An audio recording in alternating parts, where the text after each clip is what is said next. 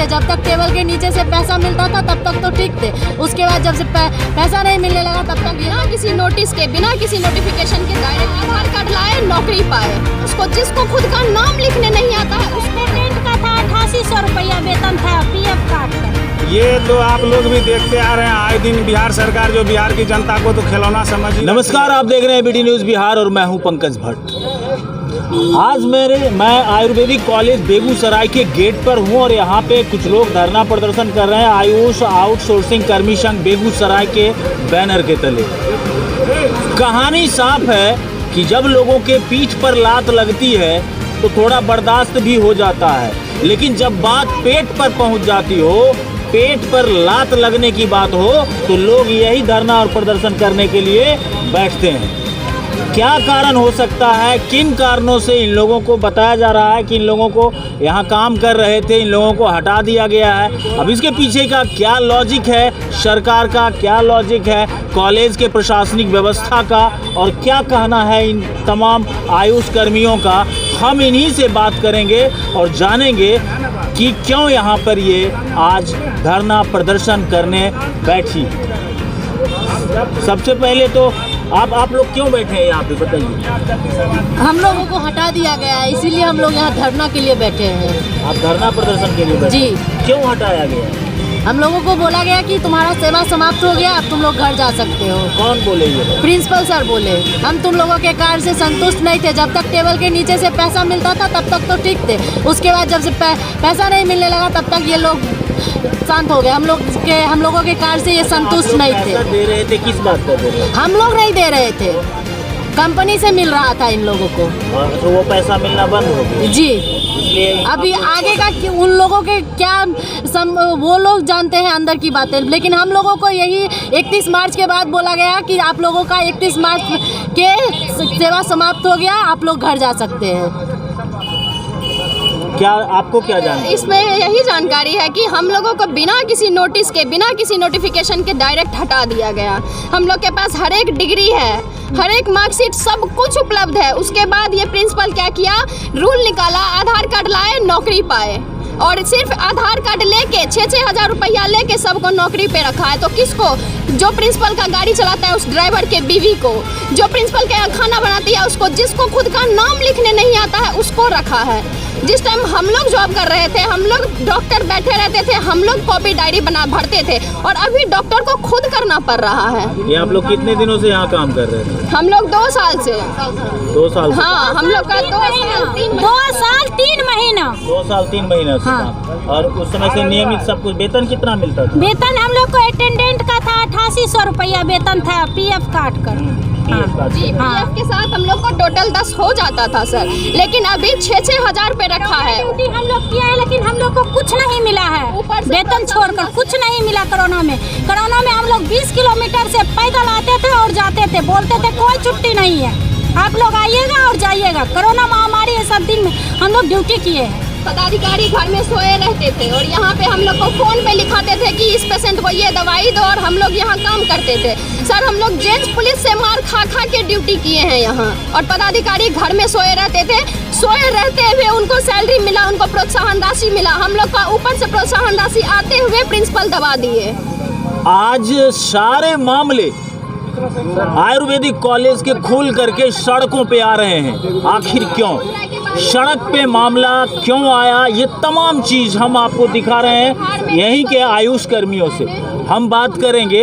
अब क्या नाम हुआ आपका? मेरा नाम MD असलम हुआ, इस संघ के अध्यक्ष हैं। अच्छा, इस संघ के आप अध्यक्ष हैं? जी। क्यों बैठना पड़ रहा है सड़कों पर? ये तो आप लोग भी देखते आ रहे हैं आए दिन बिहार सरकार जो बिहार की जनता को तो खिलौना समझ ही रखी है।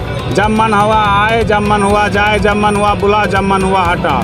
जिस समय मुजफ्फरपुर वाले जो है सो मुजफ्फरपुर में जो बच्चा मरने का कांड हुआ था इंसेफ्लाइटिस से, जो कि बिहार सरकार के स्वास्थ्य मंत्री की लापरवाही थी, उसके आधार पर जब बिहार सरकार स्वास्थ्य मंत्री को घेरा गया तो उन्होंने आनन फानन में जितने भी बंद कॉलेज थे, जितने भी बंद हॉस्पिटल से सबको खोलने का निर्णय लिया और खुला भी।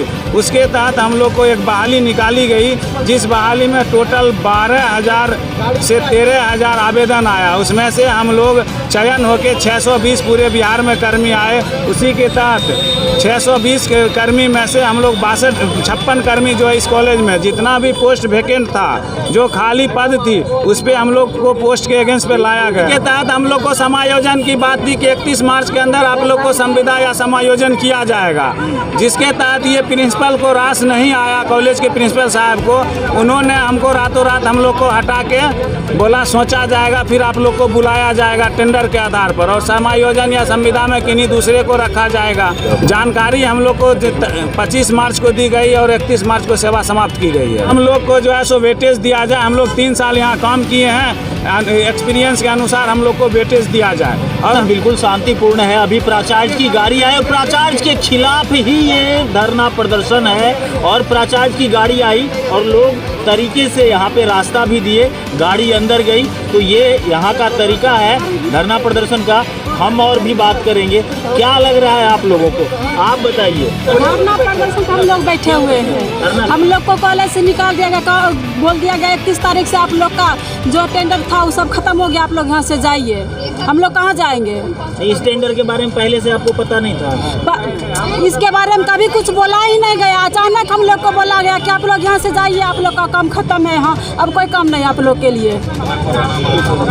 तो ये देख रहे हैं कि इस तरीके से इन लोगों को एक टेंडर के मुताबिक बताया जा रहा है कि रखा गया था, जो कि टेंडर अचानक बताया गया कि अब आप लोगों का समाप्त हो गया।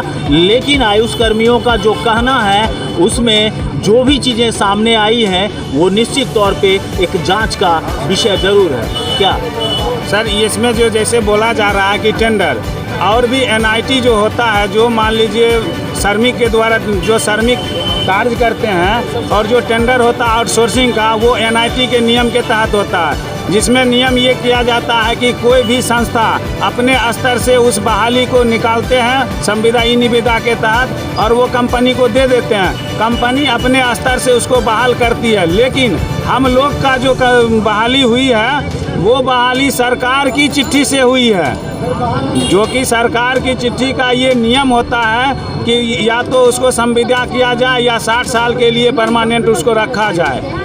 तो वो नियुक्ति और आउटसोर्सिंग के नियुक्ति दोनों में ज़मीनों आसमान का फ़र्क है।